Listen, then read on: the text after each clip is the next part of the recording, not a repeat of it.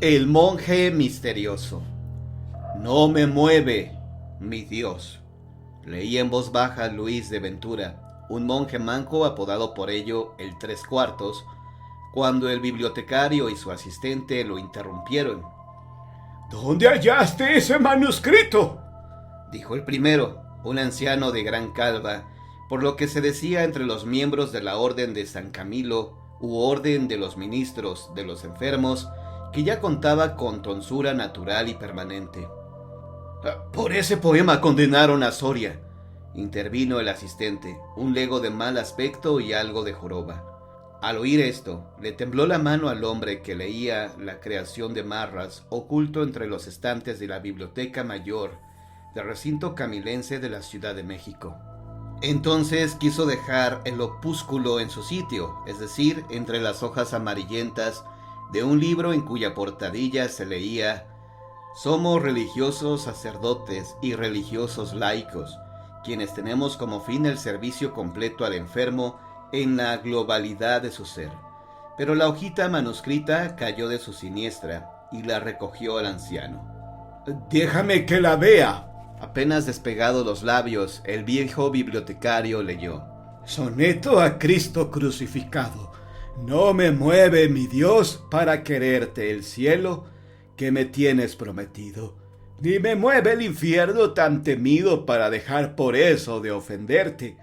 Tú me mueves, Señor, muéveme el verte clavado en una cruz y escarnecido, muéveme ver tu cuerpo tan herido, muévenme tus afrentas y tu muerte, muévenme en fin tu amor, y en tal manera que aunque no hubiera cielo, yo te amara, y aunque no hubiera infierno, te temería.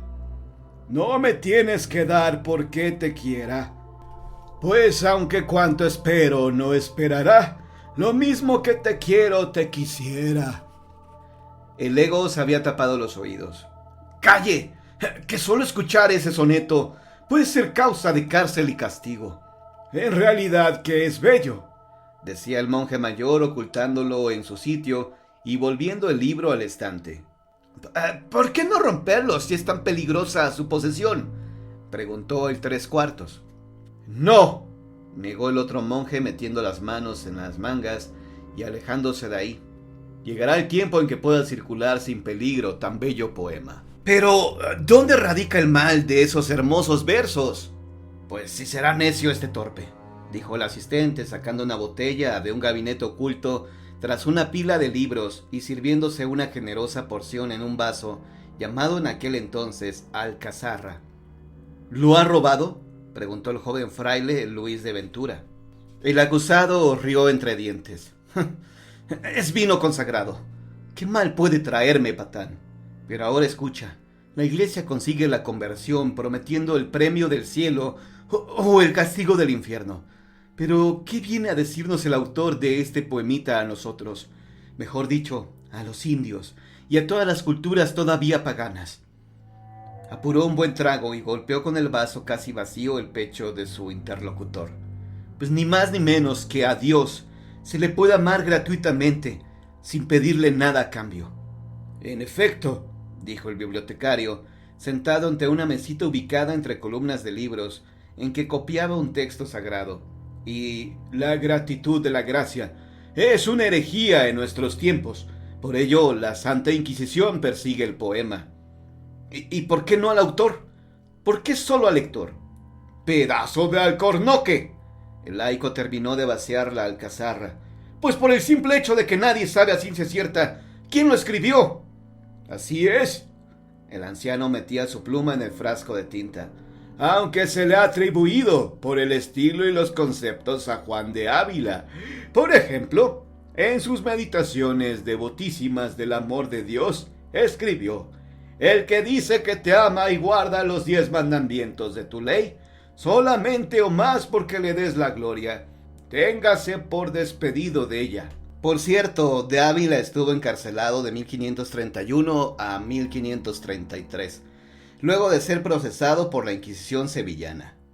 ¿Se comprobó entonces que él había escrito esos versos sacrílegos? ¡Y dale con el necio! espetó el hombre de la joroba, buscando de nuevo la botella. En realidad, como era un excelente predicador, un grupo de clérigos envidiosos le levantó falsos, no sé bien sobre qué. También se le atribuyó el poema a Santa Teresa de Jesús y hasta a Lope de Vega, pero aún nada se tiene en claro. Y ya no preguntes más, muchacho. El lego pareció tranquilizarse luego del segundo vaso de vino. Soria se había reído de lo sagrado y por eso sufrió la tortura, la arrancada de ojos y el tiro de gracia con mosquete. El hombre había acompañado sus palabras con ilustrativos gestos y movimientos de manos. En ese momento el capellán de guardia gritó desde la puerta falsa que daba a la calle de la Buena Muerte, calle que después se llamó la Quinta de San Jerónimo. «Más corazón en esas manos, hermanos», con lo cual avisaba que había un moribundo que asistir.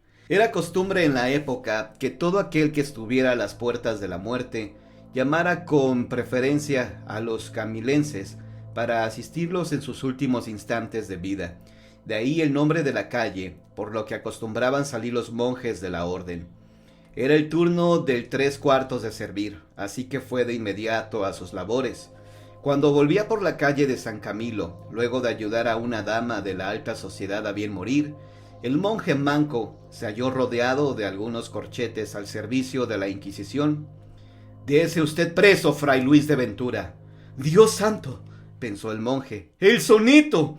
Es por el poema El Cristo crucificado que me llevan». Durante la marcha a pie hacia las cárceles del Santo Oficio, custodiado por hombres a caballo y a pie, cual si fuera un peligroso delincuente, el hombre manco, cuya mansedumbre y amor a Dios habían quedado demostrados desde que recibió la tonsura, lloraba y se afligía, preguntándose quién lo había denunciado a la Inquisición. ¿Acaso el bibliotecario que le tendría alguna envidia? Pero, ¿qué podría envidiarle a él, que día a día se esforzaba por practicar la humildad? ¿Habría sido el ego? De ningún modo. El hombre era hablantín y de mal genio, pero de ningún modo un miserable traidor. Y él no podría ser un miserable acusándolos, ni con el pensamiento debía hacerlo. Tal vez alguien más lo había escuchado, oculto entre los estantes de libros. En ese momento su terror aumentó. En ese caso también el viejo y el ego serían conducidos a prisión, pero se halló solo, sin conocido alguno ni visitas de sus compañeros monjes. Tal vez no debía hacer conjeturas sobre la dignidad de quienes creía sus amigos, pero sí, tal vez los otros que intervinieron en la peligrosa plática se habían salvado acusándolo a él de las peores herejías. En realidad, cuando el anciano monje y su asistente lo habían abordado en la biblioteca, fray Luis de Ventura realizaba la tercera lectura del soneto, tratando de memorizarlo por bello y profundo, y lo había conseguido del todo gracias a su mente prodigiosa, de modo de que ahora, en un murmullo, se lo recitaba a sí mismo para aliviar su alma.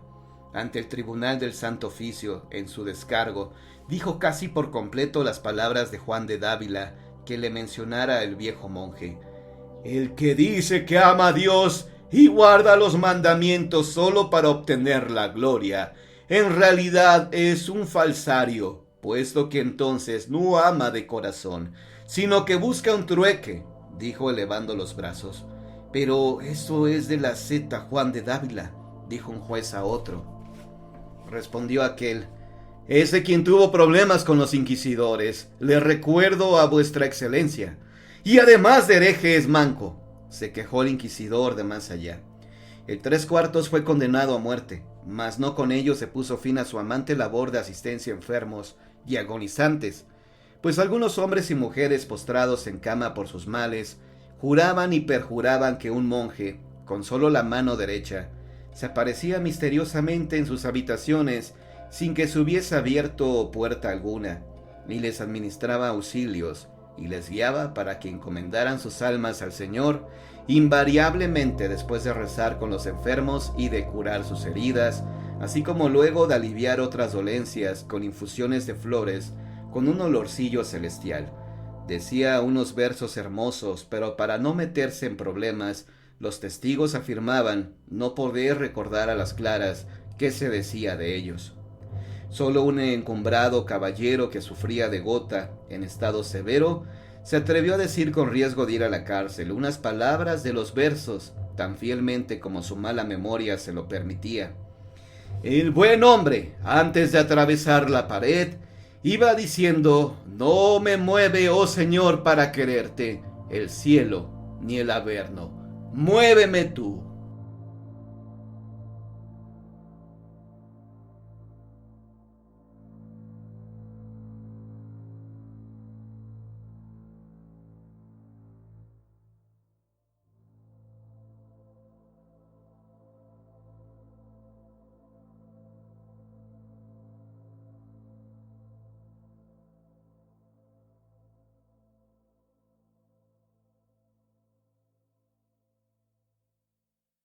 Leyendas de la Inquisición. La cabeza rodante. Don Bernardo Álvar y Fuentes, conde de la Fragua y Loreto, era un apuesto caballero arrogante como el que más, por tener en encomienda muchos pueblos y una renta incalculable en ducados de oro. Pero no solo por ello se había rodeado de enemigos, sino por su mala costumbre de hablar de voz, incluso a las personas más encumbradas de la sociedad novohispana, lo cual ellas tomaban como una gran ofensa. ¿Quién es ese petulante?, preguntó don Lucas Aldama y Rivas, un visitador del rey, luego de tener la mala fortuna de hallarse con don Bernardo en la Plaza Mayor, con motivo de la ejecución a garrote vil de varios sospechosos de sedición y de algunos herejes reincidentes que por ello vestían el San Benito negro, en que estaban pintadas las llamas del infierno y demonios que las alimentaban. Al oído, un clérigo le dijo a don Lucas cuánto sabía del individuo. «Y ni siquiera se ha quitado la gorra al verme», se quejó el visitador. «Habrá que mantenerlo muy vigilado, pues no dudo que con esos antecedentes que usted me da, quiera acaudilar una rebelión contra su majestad Carlos V». Al terminar el evento, el carruaje de don Lucas ganó el paso al caballo ricamente enjaezado de don Bernardo, y a partir de entonces nació una terrible rivalidad entre ellos. El segundo fingió su malestar sonriendo mientras se acomodaban la gorra aderezada con oro y plumas de faisán, pero por dentro juró hacer sentir miserable a aquel visitador impertinente. No mucho después, la tarde del miércoles de tinieblas de Semana Santa, se dio un segundo y decisivo encuentro entre aquellos caballeros. Luego de que los pífanos de la guardia de alabarderos anunciaran que el virrey salía de Palacio Real para decir invitatorio, laudes, vísperas y completas en la iglesia mayor, ya puesta a oscuras, según exigía la ocasión. Esta vez don Bernardo y los caballeros que lo acompañaban quisieron ganarle el paso al visitador del rey y a sus guardias en su camino a la misa de tinieblas. El evento terminó en un insulto soez y un golpe de guante dado por el funcionario real al petulante don Bernardo. El duelo se ajustó para el domingo de resurrección. Tal era su odio nacido de naderías que no pareció importarles faltar el respeto a la semana de nuestro Señor. El encuentro se dio en el bosque de Chapultepec. Don Bernardo llevó ventaja desde el principio y terminó hiriendo con su estoque un costado del funcionario, quien cayó desangrándose sobre la yerma. Para entonces, los alguaciles de la Inquisición se dirigían al sitio, enterados del sacrílego e ilegal evento. Don Bernardo Álvar, avisado por uno de sus acompañantes de que el Santo Oficio se aproximaba, antes de intentar la huida, alcanzó a rematar al visitador con su puñal de izquierda o de misericordia, como se acostumbraba. Después montó en su caballo lo más pronto que pudo, pero no llegó muy lejos. Fue rodeado por un grupo de jinetes y decidió entregarse. Al ser torturados algunos de sus amigos, se les hizo jurar, en falso, que don Bernardo deseaba acabar con la autoridad virreinal y nombrarse rey, puesto que su padre y su abuelo habían contribuido a ganar esa tierra a los naturales. Por haber pecado contra Dios y rey, según se dijo en la sentencia, se le condenó a morir decapitado, como se acostumbraba a hacer con los delincuentes comunes, en especial con los más bajos salteadores de caminos.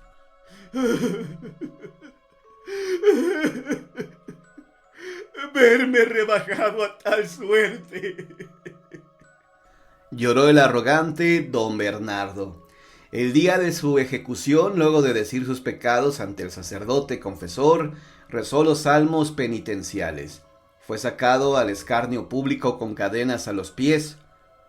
La gente próxima a él lo veía con gran lástima, seguros de que su condena, más que a su sacrilegio del domingo de resurrección al matar a un funcionario del rey, se debía a que su poder e influencia crecientes representaban un peligro para la autoridad virreinal.